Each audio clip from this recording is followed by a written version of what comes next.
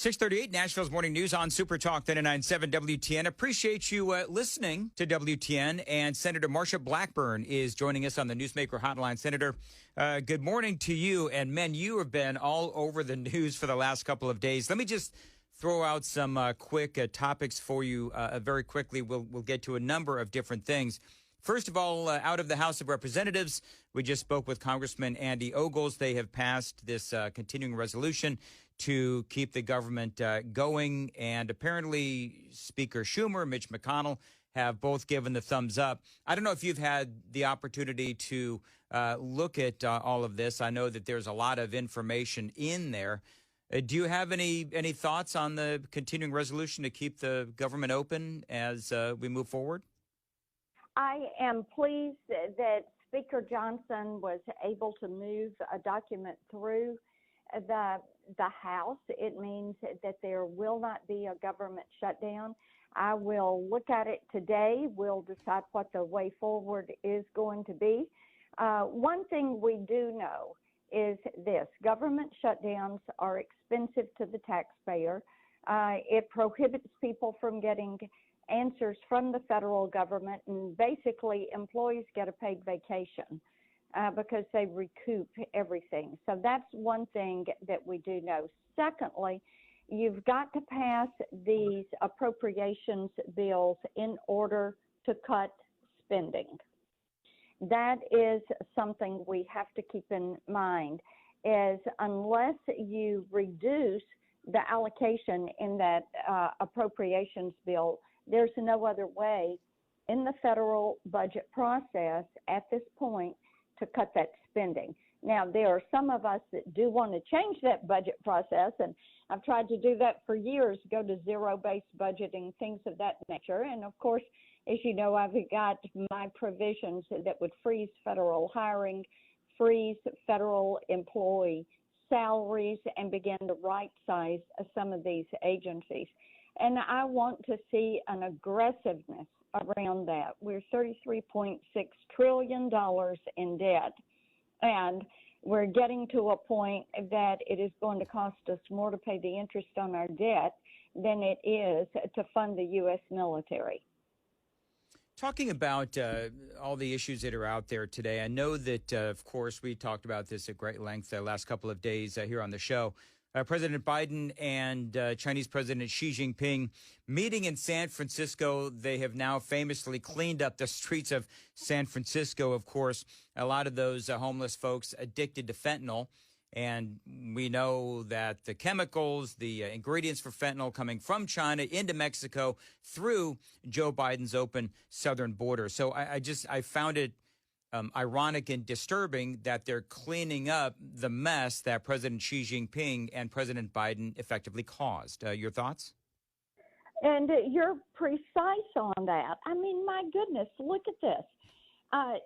Xi Jinping will not answer about COVID. Our diplomats and our intel agencies again are saying most likely this came from a lab leak, intentional or not. Xi Jinping won't answer that. He won't talk about the spy balloon. He won't talk about why he is not fulfilling the ag quotas in the trade deal he negotiated with President Trump. He doesn't want to talk about there is nearly $1 trillion trade imbalance in their favor. And he will not answer these things. And for Joe Biden to sit down with him when he is not demanding these answers, for crying out loud, say, no, you will not get a meeting until you come clean about COVID, until you stop shipping fentanyl into the country, until you take responsibility for the spy balloon, until you stop this propaganda on TikTok, then we'll have a conversation, but not until you do those things because you know you're in the wrong on those. Well, part of the problem we have is that we have a weak leader. I mean, it goes without saying. One of the stories that's in the news today, I'm not sure if you've seen it. Actually, I think it was in the last couple of days, where the Biden administration is now looking to forgive, roundabout kind of way, another $10 billion in sanctions for Iran. when there was so much controversy previous to those unfrozen sanctions with Iran, and that led to Iran getting billions of dollars. Now there's another $10 billion that the Biden administration is reportedly going to unfreeze for Iran. There's nothing, or is there anything that the Republicans in the Senate can do to stop that? Well, you will see me continuing the push. As you know, I led the push to freeze the $6 billion.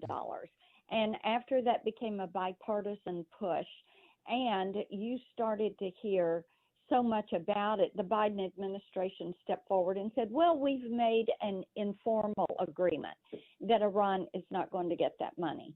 Well, you see why we have pushed to have that made a formal agreement, because now, after people aren't talking about the $6 billion, they pop up a couple of days ago and say, oh yeah, and there's this $10 billion that is over in Iraq, and we're going to freeze that Iraqi money because it's really Iran's money. Oh no, you don't.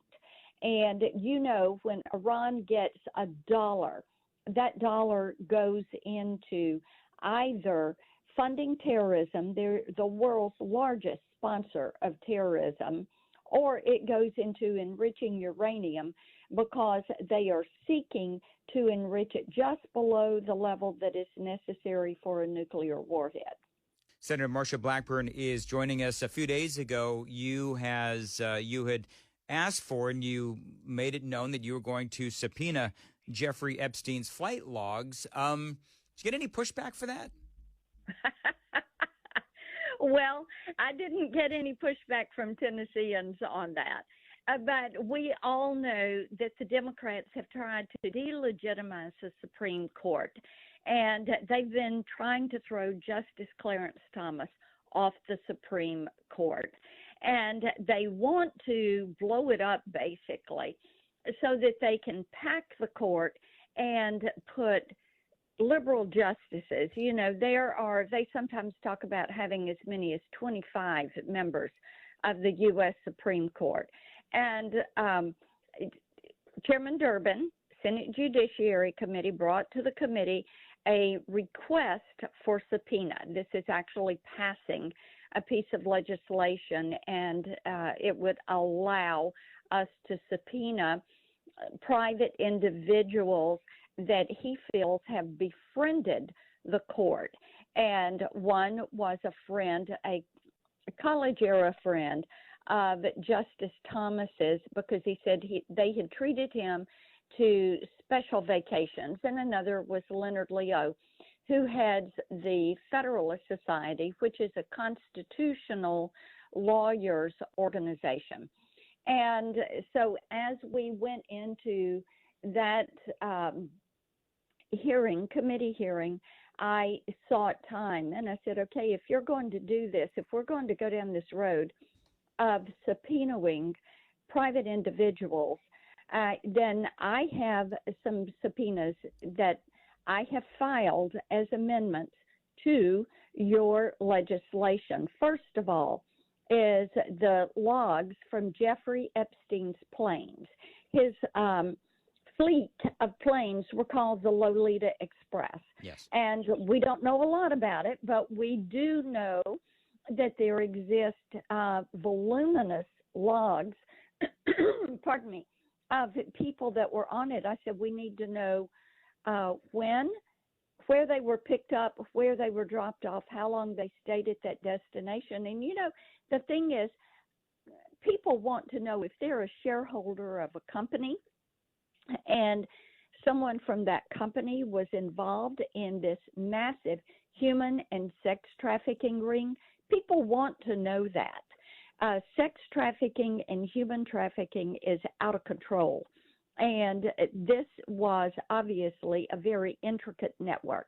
So let's subpoena from his estate all of those flight logs. Second thing, Justice Sotomayor had a book deal, $3 million advance, didn't report it. We found out from news reports her staff calls places where she's going to speak, requires them to buy a certain number of books before she goes to those places.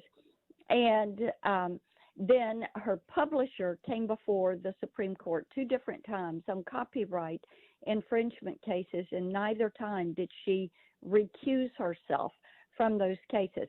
So let's subpoena everything around the book deal, Yep. her staff, and the decision through her staff and the other justices regarding these 2 cases. And then the Elon Musk case, let's subpoena all of those emails and memos from the FTC and the DOJ and the White House. Senator, I know that you had, because I saw the video and it was epic. I played some of it. It was really long as you were calling for and notifying them of all of these subpoenas that you wanted to bring forward. One of the things I find interesting is this dynamic between you and Dick Durbin, because I mean, you and he go back a long ways. Would you consider yourself a thorn in his side? How would you describe that relationship? Because you are appropriately calling out the fact that they are engaged, Dick Durbin and others are engaged in this smear campaign against the Supreme Court, particularly the conservatives whose lives are being threatened, especially after that leak of the Roe versus Wade decision. Right. And I mentioned that one also in my remarks. My goodness, you know, we want to know these things. Now, I have worked with Dick Durbin. He and I have legislation that would deal with a rural healthcare workforce.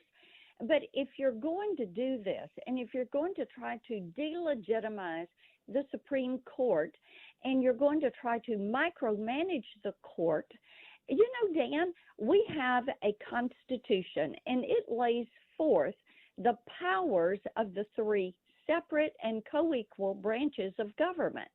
And you have the Article I powers reserved to the people in the legislature. You have the Article II powers that are for the executive branch and the president. And you've got Article III, which deals with the courts. And for him to, and Sheldon Whitehouse, the senator who's really pushing this, to try to force the issue of micromanaging the court is inappropriate. And this is something I feel strongly about. I feel strongly about the integrity of the court and the federal bench in total. And to go down this road and to have 2 tiers of justice. Tennesseans are fed up with 2 tiers of justice.